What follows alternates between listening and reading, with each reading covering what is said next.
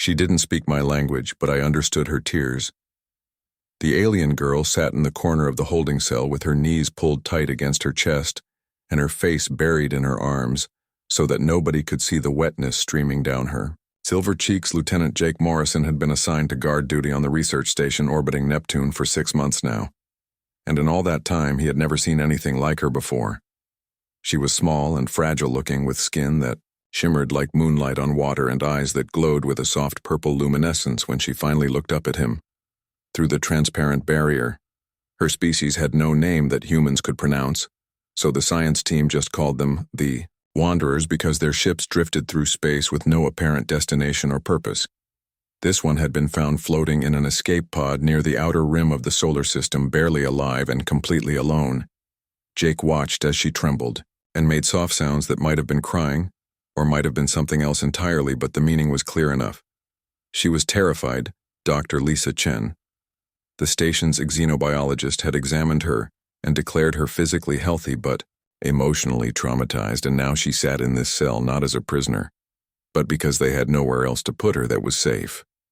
Jake had been told to watch her and make sure she didn't hurt herself, which seemed ridiculous because she looked like she could barely stand without collapsing.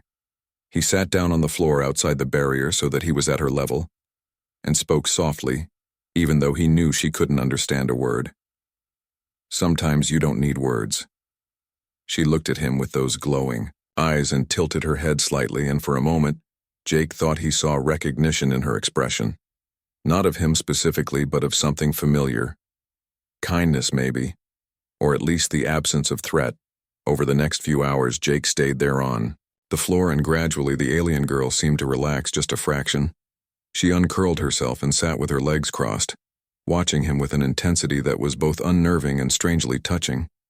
He pulled out his tablet and started showing her pictures of Earth, trying to communicate something, anything that might help her understand that she was safe.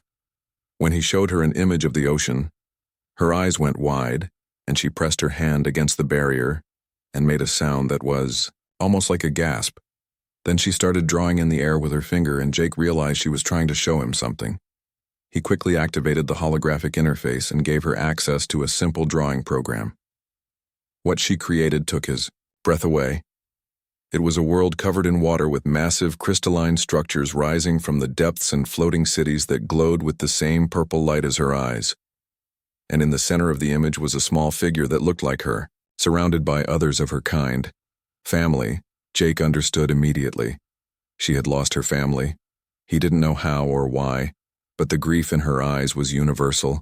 Without thinking, he placed his hand on the barrier, right where hers was resting, and for a moment, they stayed like that, connected by nothing but a piece of transparent steel and the shared understanding of loss.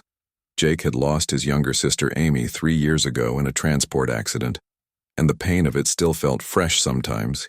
Understood what it meant to be alone in a universe that suddenly felt too big and too cold. The alien girl seemed to sense something in him too, because her expression softened and she made a sound that was almost like a hum. It was a sad sound, but there was something soothing about it. Over the following days, Jake spent every spare moment with her. He brought her food that Dr. Chen had specially prepared based on analysis of her biology, and was relieved when she actually ate it. He showed her more images and videos trying to teach her about humanity and Earth and their place in the galaxy. She was a quick learner and soon began to understand simple gestures and expressions. She started mimicking his movements and sounds, trying to communicate in return. One day, she pointed at him and made a sound that was close to his name, and Jake felt an unexpected rush of joy. He pointed at himself and said clearly, "Jake," and then pointed at her with a questioning expression. She hesitated, and then touched her chest and made a sound like wind chimes, a series of crystalline notes that were beautiful and impossible to replicate. Jake tried anyway, and she made a sound that might have been laughter. It was the first time he had seen her express anything other than fear or sadness. He decided to call her Luna because her skin reminded him of moonlight and because he needed something to call her. When he said the name and pointed at her, she seemed to accept it. Nodding slowly, Lieutenant Katie Rogers from the Communications Division started helping Jake with his visits. She had a gentler touch than most of the military personnel on the station, and Luna seemed to respond well to her. Katie brought music, and they discovered that Luna loved it, especially piano compositions.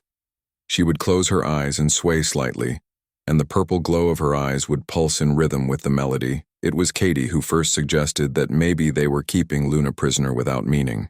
Just because we call it protective custody doesn't make it less of a cage, she said one evening.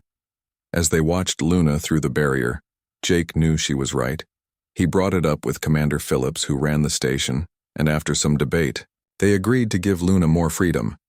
She was moved to guest quarters with actual furniture and windows that looked out at the stars. The change in her was immediate. She stood at the window for hours, just staring out at space. And Jake wondered what she was looking for, her family perhaps, or her home, or maybe just a reason to keep going. As weeks passed, Luna began to integrate into station life in small ways. She followed Jake everywhere like a shadow, and the crew got used to seeing her presence. She learned to operate basic station systems and even started helping in the hydroponics bay, where she seemed fascinated by the growing plants. Dr. Chen theorized that her people might have been agricultural in nature, or at least had a deep connection to living things. Luna had a gift for making plants grow faster and healthier than they should have.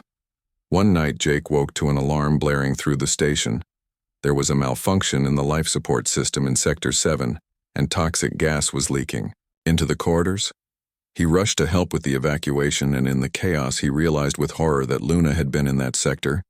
He found her collapsed near a sealed door, her skin turning gray, and her breathing shallow. Without hesitation, he grabbed her and ran, ignoring the burning in his own lungs as he carried her to safety. Dr. Chen worked on her for hours, while Jake paced outside the medical bay, unable to sit still. Katie tried to calm him down, but he couldn't stop thinking about how small and fragile Luna had looked in his arms. When Chen finally emerged, she looked exhausted but relieved. "She's going to be okay," she said. "But Jake, you saved her life. Another few minutes, and we would have lost her." Jake felt his knees go weak with relief, was allowed to see her, and when he entered the room, Luna was awake. She looked at him and her eyes filled with tears again. But this time they were different. She reached out and took his hand and made a sound that was soft and grateful. Then she did something that surprised him. She pressed her forehead against his, and for a moment Jake felt something, a warmth that spread through his chest and a sense of connection that went beyond words. It was like she was sharing something with him, a piece of herself. When she pulled back, her eyes were glowing brighter than ever, and Jake understood. She was saying thank you in the only way she knew how. As months passed, Luna became a true part of the station community. She learned more human words and gestures, though she still preferred to communicate through sounds and touch. The crew loved her, and she brought a lightness to the station that had been missing before. But Jake could see that she still looked out at the stars with longing. She was healing. But she was still lost one day. A signal came through on the long-range sensors. It was faint, but Dr. Chen recognized the pattern. It matched the frequency of Wanderer ships. Luna was in the command center when they played the signal, and her reaction was immediate. She made a sound that was half cry, half song, and pressed her hands against the console as if she could reach through it. Jake felt his heart sink. He knew what this meant. The Wanderers were looking for survivors, and they had finally found their way to this corner of space. Commander Phillips authorized a response beacon, and within days a Wanderer ship appeared in orbit. It was massive and beautiful, covered in the same crystalline structures that Luna had drawn months ago. When the Wanderers transported aboard to retrieve Luna, the reunion was emotional. There were 5 of them, and they surrounded her, making sounds like wind chimes in harmony.